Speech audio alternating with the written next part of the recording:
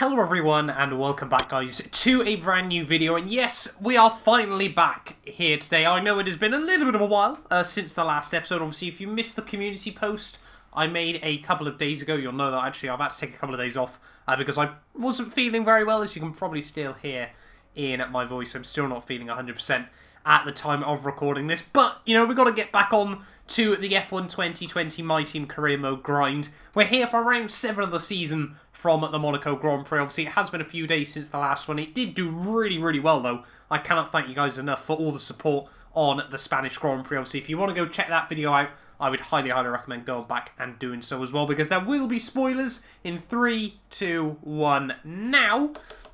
In terms of the Drivers' Championship, George Russell leads the way by just 2 points over ourselves. Valtteri Bottas, after a good result last time, has finally moved himself back up into P3 overall, ahead of Esteban Ocon, Daniel Ricciardo and Max Verstappen there. You can see in the Constructors, we are absolutely romping away with it at the moment, but Mercedes have moved themselves back up into P2, their Ferrari and Red Bull P3 and P4, so it looks fairly normal. If you excuse the points, the fact that we've still got more than 3 times the points of anyone else, and we're only 6 rounds into the season, is kind of crazy, I'll be honest. But hopefully, you know, Monaco, always a good track for ourselves. Let's dive in then here for the Monaco Grand Prix, where hopefully we can finally win this race on F1 2020. Here we are then, ready for the Monaco Grand Prix. Probably not the easiest track to jump back into F1 with, I'll be honest, but hopefully, obviously that is what free practice is there for, just try and get used to the game once again. Yeah, always Monaco a good strong track for ourselves as well. Hopefully we won't have lost that through not playing the game for a few days. But quickly as well, before we jump into the meat of the weekend, as I almost missed the checkpoint there, obviously if you do want to see more content from myself, I would definitely recommend going out and checking out my League Racing channel. We're trying to get to 400 subscribers over there at the moment, where I post even more F1 content and then some other stuff from some other sim-style and just competitive racing games like iRacing and Forza and the like. GT Sport as well has made a return over there, so if that's something you guys are interested in, make sure you go check out that as well, as we dink the walls through the final couple of corners. Struggling to try and get the power down the way I should be, I'll be honest at the moment. I feel rather clunky with the game, but at the final corner, what's that going to be? Purple score, only just though. Here we go then, ready at the end of free practice then for our qualifying simulation run. I'm intrigued to know just how quick this car is going to be able to lap this circuit this weekend. Obviously we've now got a maxed out power unit. Monaco, not the track that requires this sort of thing the absolute most, I'll be honest, but still always nice to have if we do get stuck in some traffic. I'm intrigued to know just when our streak is going to come to an end in this series between me and George for just race victories. I think, what was it, the last time neither of us won the race was Monza last season. So I think this would be our 14th in a row if we can win this weekend. Obviously it's the one that everyone wants to win, so hopefully we can obviously do that this weekend. But yeah, let's just wait and see. Obviously we've got to get through free practice and qualifying first of all before we get to any of that. Carlos Sainz just sat in the way a little bit as we get a huge tank slapper out of the chicane.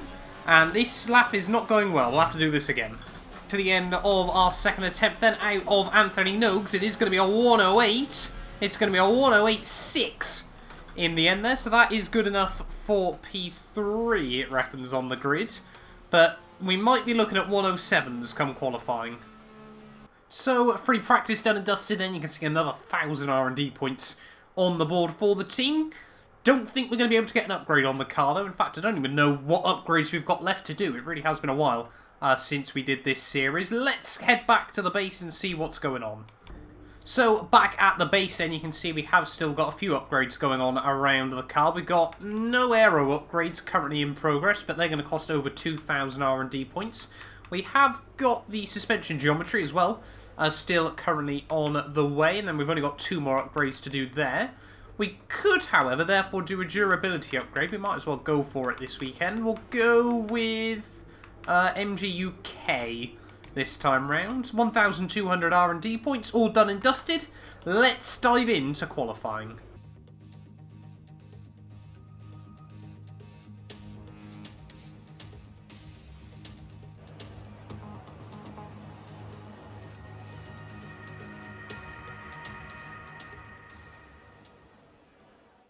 Here we go then, ready for qualifying for the Monaco Grand Prix. Obviously, the most exciting and probably most important qualifying session of the year. A big chunk of the work can be done on Saturday, so hopefully we can try and get some laps nailed in rather than some nails lapped in, I'll be honest. But yeah, let's just wait and see what we can do. Obviously, we need to try and settle down into a rhythm, so hopefully Q1 we can just get a nice clean banker in. Obviously, we shouldn't be in any sort of threat of being out in Q1 as Ricciardo already on a 9.2, a very, very quick lap coming in by the Australian. Obviously, you can never count him out here around Monaco. Always seems to be able to get the most out of his machinery.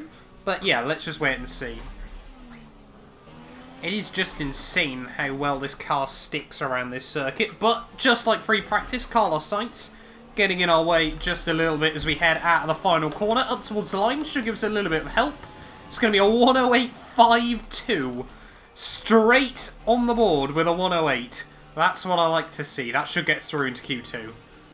So, Q1 done and dusted then, and George Russell seems to be right on the pace almost instantly. However, we have seen him quite often recently actually get slower as qualifying goes on. But yeah, George then a 107.5 is a rather insane lap in the end, nearly 9/10 quicker than Max Verstappen in P2. I don't think there's going to be any surprises. Both Alphas, both Alfa Romeos, both Haas and both Williams out? No.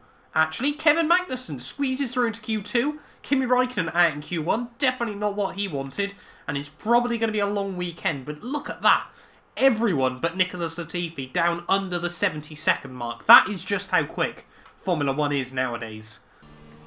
Here we go then, diving into Q2 then for the Monaco Grand Prix. I'm going to see what we can do on a set of the medium compounded tyres here. If we can still sort of set around a 108, we should be good and potentially make it through into Q3. And that should set us up for a much better race strategy as well here. But we'll have to wait and see. Obviously, the grip level is not quite the same.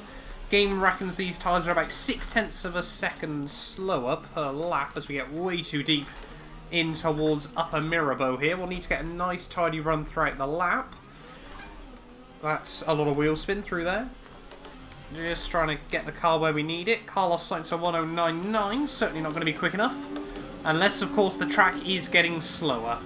Coming in towards the final couple of corners then, it's actually to back that I seem to be struggling with the most at the moment. Just because how late you now have to turn in with the front end of the car. A 107.8 though. On mediums, I will take that. Now, we are starting to show George Russell our true pace. So there we go then, Q2 done and dusted then. Only real surprise, it seems to be Max Verstappen out in Q2 then for the Monaco Grand Prix. Really not what he needed, a very, very tight qualifying session in the end. Misses out by 8 thousandths of a second to Lance Stroll, 18 thousandths of a second to Lando Norris, who both squeak by there. And you can see, yeah, McLaren, Alpha Tauri, Red Bull, Mercedes, Ferrari, and ourselves all able to get cars into the 108s now. But George struggled a bit more in Q2. We are the only runner on the medium, somehow going fastest there.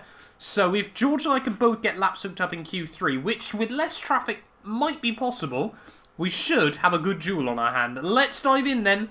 One of the most important qualifying sessions of the year. It's here at the Monaco Grand Prix. We go then, ready for Q3 here at Monte Carlo. The most important couple of laps, potentially, of our season. I'm willing to put it all on the line right now to try and scrape this pole position away from George Russell. Qualifying so far has been a bit weird for the pair of us as we get a huge amount of oversteer through turn 1. Hopefully Pierre Gasly gets out of the way as well. Come on, Pierre, get on with it, mate. You can't just sit in the way. Thank you, I think.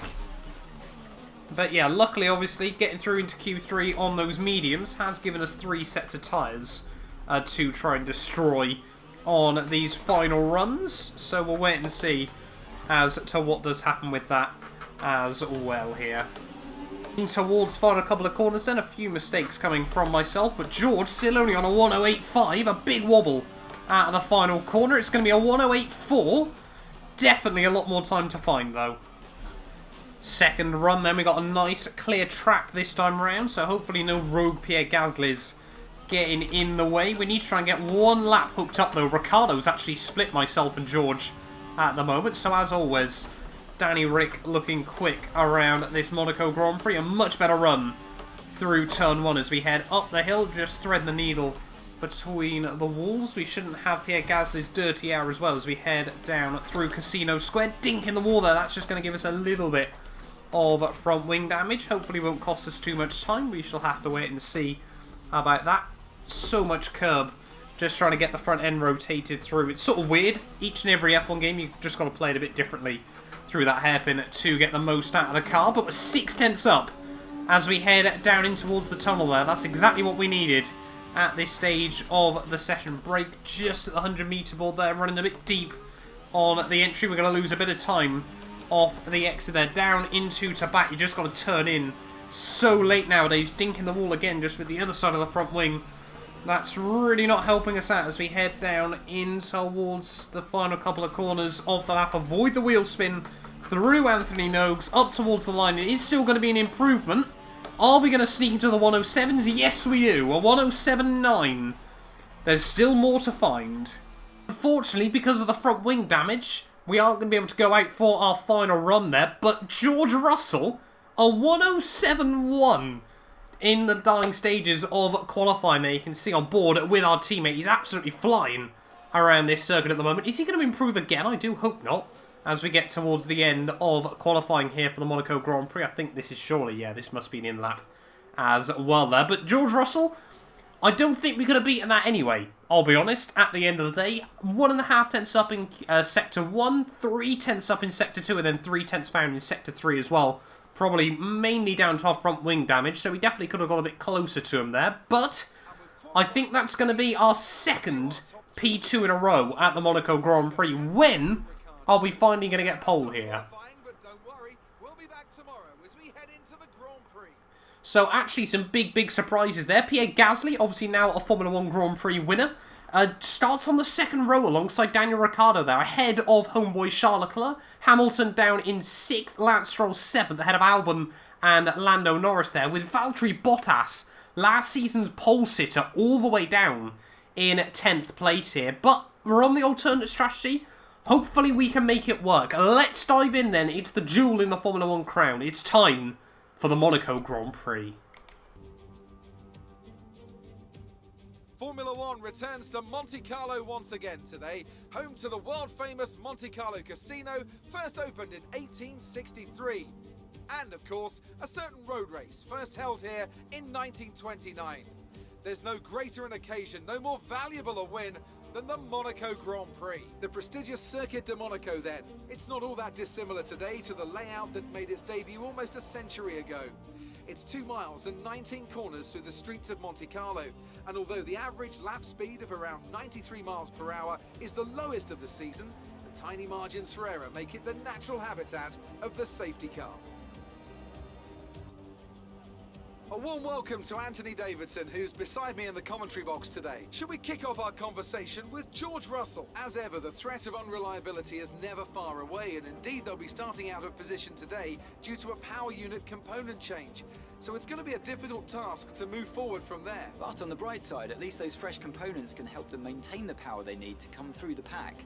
I expect to see them take a more aggressive approach today to make up for the compromised start.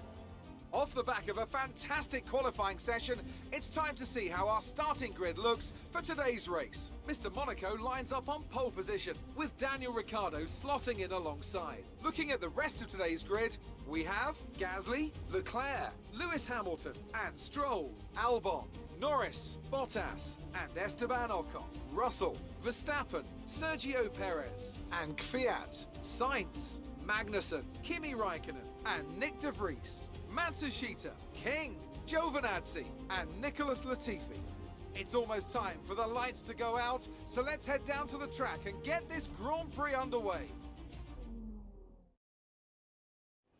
So, no heroics into Sandevot then is probably going to be the aim. Hello everyone and welcome to the Monaco Grand Prix. And why on earth has George taken grid penalties this weekend? Perhaps that's why he was so quick in qualifying yesterday, was he had some fresh components in the back of the car. I had no idea that was the case here, but I'm certainly now excited to see what he can do over the course of the race. I have got no idea what that strategy is either. Why would we pit for 7 laps in the middle of the Grand Prix? Who really knows? This is F1 2020 after all, but it has gifted us pole position then, ready for the start of this race. Monaco, not the easiest track on fuel, but a very, very high chance of a safety car as well. So we're just going to leave it at the standard 39 laps here. We need to get into turn 1 in the lead and then park the bus ahead of the guys around us here and make these mediums last as long as possible here as well. I am very intrigued to see how far up the order George is going to be able to get. Obviously, Monaco, not an easy track to overtake at, but we've got such a good power unit. I honestly do believe there might be chances down at the final corner along this front straightaway as well here. But anyway, let's dive in then. Round 7 of the season here from the Monaco Grand Prix. Like I said, we need a nice clean start here. The 5 red lights are on, and it is lights out, and away we go. Not off to the best start in the world. Daniel Ricciardo straight around the outside as we head towards someone. Pierre Gasly's dropped it though behind us almost, as he went for some madman lunge on Charles Leclerc there. So Pierre Gasly has already bottled one of his best starts ever in Formula 1 in this career mode here. But anyway, as we head down the hill though, Daniel Ricciardo leads the way on lap 1 of the Monaco Grand Prix. He was robbed of 1 race victory around this circuit, but he got redemption 2 years later. This now is 2022, so it's 4 years on from that Monaco Grand Prix. As of course, yellow flags going through Sector 1, but it seems like Ricciardo, arguably one of the quickest drivers ever around Monaco, myself, in arguably one of the quickest ever cars around Monaco, and Charles Leclerc, arguably the only ever driver, the Monegasque driver who could win his home Grand Prix, have all got a 4-second margin over anyone else here on lap 1. So dramatic scenes at the start of the Monaco Grand Prix as we just get away there with nicking the walls through the final couple of corners. Luckily, this car's so quick, I'm not too worried. Hopefully we'll be able to stick with Danny Rick. As always, Monaco is all about just trying to settle down into rhythm in the early stages of this race. But Pierre Gasly must have not picked up any damage, or I would have thought he would have pitted. Either that or he really just skimmed the front wing. But he is really, really struggling at the moment, and it is completely opening up strategy for myself, Ricciardo, and Charles Leclerc there. That might work out well for us. It might work out really well for Charles Leclerc and Danny Rick as well here. You just don't know as we exit out of lap 2 of the Monaco Grand Prix. New fastest lap of the day for ourselves, understandably, as we were all over the gearbox of Daniel Ricciardo. Can we think about trying to go for moves? We are just sat under Ricciardo's rear wing at the moment as we nick the wall through Rascasse even. I can't get the words right. But yeah, we're just trying to sort of see what Ricciardo's capable of at the moment. See if we can force some errors out of him. But clearly, we're forcing errors out of ourselves as well. Coming out of the final corner then to start lap 5 of this race. We are really starting to put Danny Rick under some pressure here. Just sort of seeing where the car's quick, where we might be able to look for something. Charles Leclerc is already dropping back ever so slightly in this race, but Gasly, 12 seconds back already, so it won't be long before Ricciardo and Leclerc can get a free pit stop and still not be stuck in traffic around this circuit. Like we've always said in the past, a lot of the rules in Formula 1, you sort of just turn them on their head around Monaco. As Ricciardo, very, very slow through the hairpin. We're going to have the inside as we head through Lower Mirabeau. Are we going to be able to make the move work as we head into Portier? Yes, we are. That certainly wasn't where I was planning on going for the move, but we're now back up into the lead then of the Monaco Grand Prix. That is exactly what we needed. Let's see now if we can break away from him before those guys diving in for their pit stops.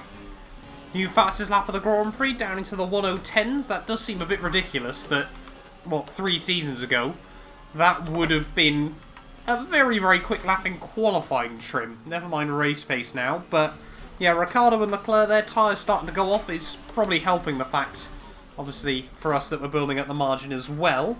But yeah, I just think, hopefully, in the nicest way possible, this is quite a quiet race for us, because that means we're hopefully going to get a good result. But yeah, Gasly still doing an absolute whirly for us front runners though. He's still ahead of Hamilton. They just can't seem to get around him, but he's costing them so much time, lap after lap. Now the new fastest lap of the Grand Prix then. We're just still trying to settle down into a rhythm there as we accidentally dink the wall through turn 1. We've kept the front end clean up until this point, but already nearly at quarter race distance. Still a long way to go. Oh, there we go. GASLY is the first man into the pits at the end of lap 9, so that's going to let all of those guys finally start to get racing again. It feels like Hamilton, I'm intrigued to know if he's going to be able to close down the gap a little bit, but I mean, yeah, Ricciardo and Leclerc have got 20 seconds over those guys. We've now suddenly got half a minute over anyone else in this race, obviously excluding those two who broke free at the start. GASLY, though, just coming out of the pits, is also going to have clear air, so maybe everyone's whole day is just stuck in the GASLY train. I'll be honest, I'm quite impressed with just how far everyone else has been able to go in this Grand Prix. Charles Leclerc just now dives into the pits on the end of lap 11. But yeah, Hamilton as well, just breaking away slightly from Alexander Albon further back. Is Leclerc going to come back out still in P3 of this Grand Prix? Has GASLY pulled off an absolute worldie for the top 3 here? It looks like, yeah, Leclerc, oh, I don't know if he would have, because everyone now is starting to dive into the pits. But yeah, there goes George as well into the pit lane. Obviously, we've still got the end box for some reason on F1 2020. I guess, obviously, licensing means you can't change who starts where. But yeah, so everyone going a bit further in this race, and I was really expecting them to. I honestly thought most people would pit around the time GASLY did in this Grand Prix. Hopefully, we won't get stuck in any traffic. We should be safe for now. So everyone else now coming through the pit lane, and it's meant that Charles Leclerc has actually jumped Daniel Ricciardo there up into P2 of this race. I think they would have just about come out behind Hamilton had, obviously, he not decided to pit as well at the same time. But 13 laps in then, we've got a 35-second lead here around Monte Carlo. Things are looking rather good. I've noticed as well, actually, at the moment, that Charles Leclerc, albeit it's not very much, he is taking a bit of time out of us as we got yellow flags out. It's one of the Williams going slowly. I think they had issues with one of the Williams last year going slowly. That brought out a safety car. Nicholas Latifi out again, and another safety car here at the Monaco Grand Prix. The first of today. Going to mean that we're going to have to dive it in onto our set of the hard compound tyres and hopefully try and take these to the end. But I think that's exactly the same place Latifi dropped out of this race last season. Never seems to get any luck around this circuit. So it is obviously going to completely kill our lead then around this Monaco GP. But we're going to get a free pit stop as well out of it.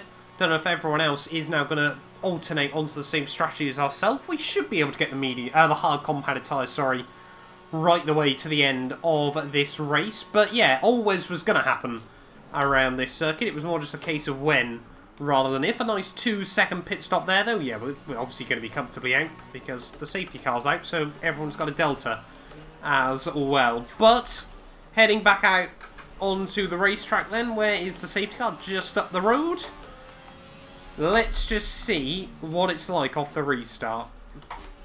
So interestingly then, straight off the bat, Leclerc and Ricciardo not opting to dive it in. Giovinazzi and Raikkonen 4th and 5th at the moment. That would be a result for Williams. Their first points since this series began. I'm sure they'd love to get that this weekend, but they're probably all still going to have to make a pit stop in this race. If I was Giovinazzi, I'd just pit now, see where you come out, and then just park the bus when everyone else has to pit again for the second time in this Grand Prix. But they might all therefore be on the same strategy now.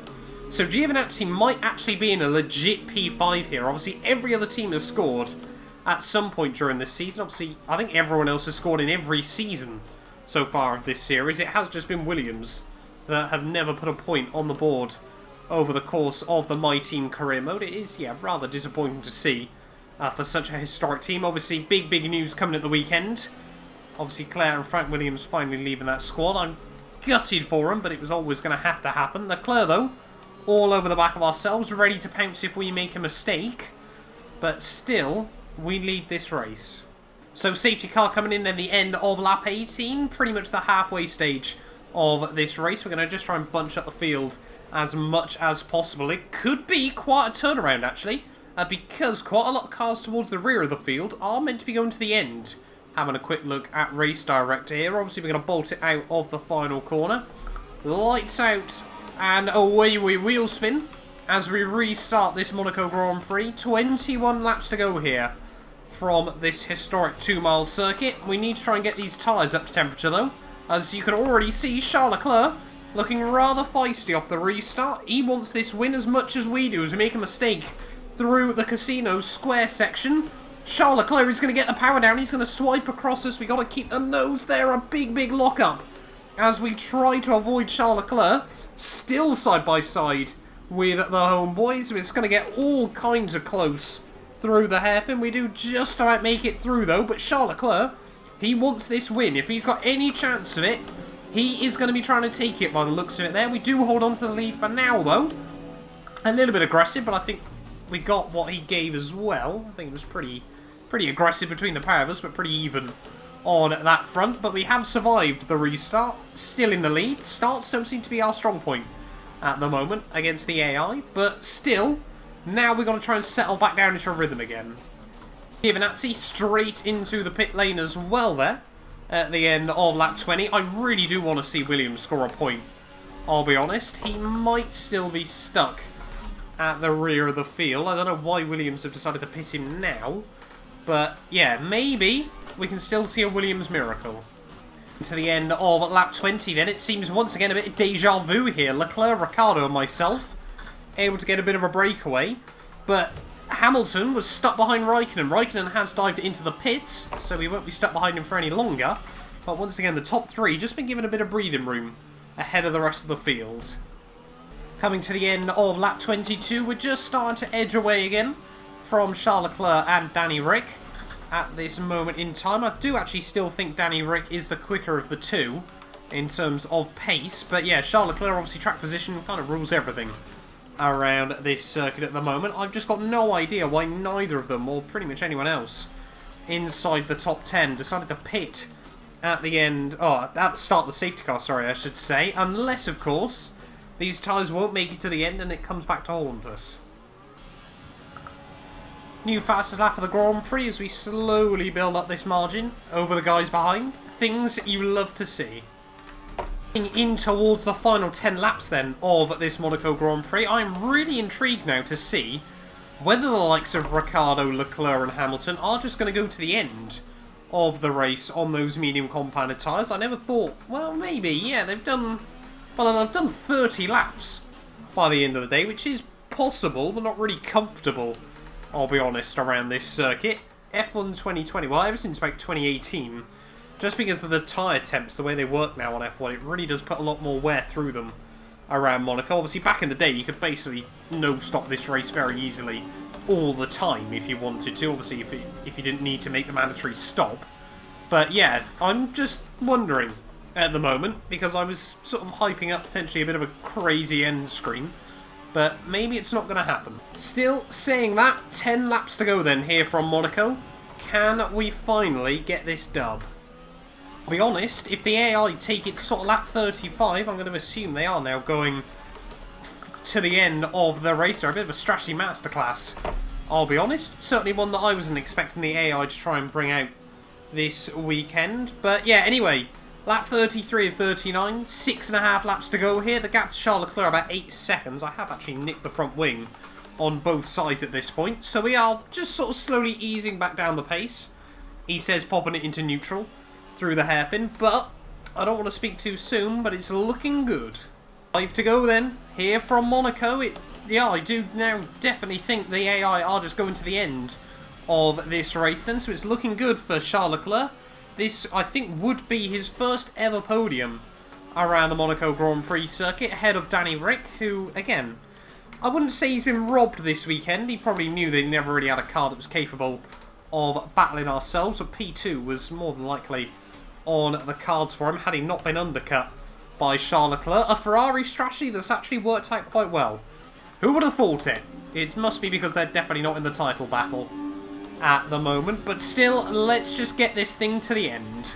Heading on to the final lap then of this Monaco Grand Prix. As always, the safety car has made an appearance, and as always, we feel quick and strong around this circuit as well. It really is just such a historic venue. It always seems crazy to me as well that back in the day, obviously being a pad user when I was a lot younger, racing around this track was understandably near impossible, but it really has moved, into my heart ever since, really F1 2016, I'm inclined to say. F1 2017, yeah, I properly fell in love with this circuit as well. And really, ever since then, there has been no looking back. This place, yeah, it might not be the most exciting one to watch in Formula 1, but it is such a driver's track as well at the end of the day. That's why I love this place.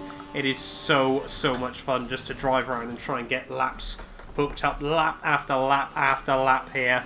But at the end of the day, we did lose the lead off the start. Daniel Ricciardo looked like he might have been able to finally make it 2 wins at the Monaco Grand Prix, but the car advantages that we've had all weekend is just impossible to top. George Russell never seemed to be able to sneak his way through the field, been stuck in traffic all day long, and really for us then, he is still our only rival. At the final corner though, it is going to be the win here in Monaco, exactly the return we needed.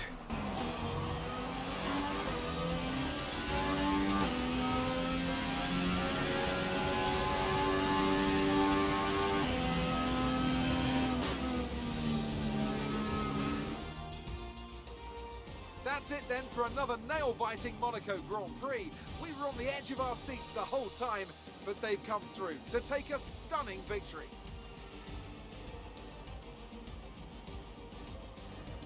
Anthony Davidson, how do you think they were able to set themselves apart today? It was a question of right place, right time today. We were looking at an entirely different race before the safety car came out, but they were able to take full advantage after the field had been bunched up. The faces on our top 3 look so incredibly happy as they make their way up to the podium. A much-deserved victory and a brilliant performance from them all.